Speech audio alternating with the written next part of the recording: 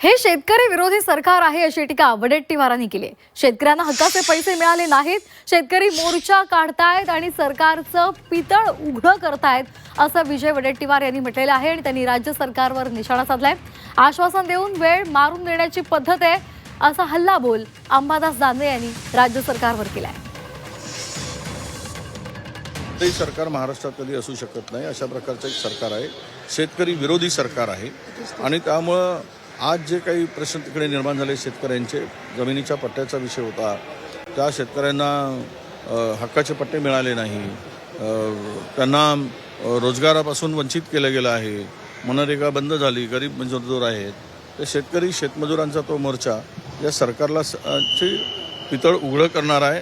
शेतकऱ्याप्रती यांची भावना जी आहे ते आता किती म्हणजे द्वेषाची आहे हे सिद्ध करणार आहे।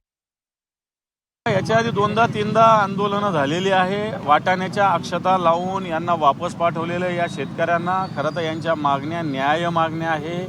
यांच्यावर जो अन्याय झालेला आहे, यांच्या जमिनीचा असेल, सगळा असेल, मला असं वाटतं सरकार याच्यातून मार्ग काढणार आहे का सरकार याच्यात सहभागी आहे हा एक प्रश्न आहे। माझ्या तर माहितीप्रमाणे सरकारमधलेच कित्येक दलाल या शेतकऱ्यांच्या जमिनी लुटण्यामध्ये सहभागी आहे, या लोकांना शेतकऱ्यांवर अन्याय करण्यात सहभागी आहे। त्यामुळे मी तर शेतकऱ्यांना आवाहन करेल की शेंडी तुटो पारंबी तुटो, निर्णय लागल्याशिवाय हलताच कामा नाही। नाही तर सरकार खोटारडं आश्वासन देतं, वेळ मारून देतं, ही नेहमीची पद्धत सरकारची झालेली आहे।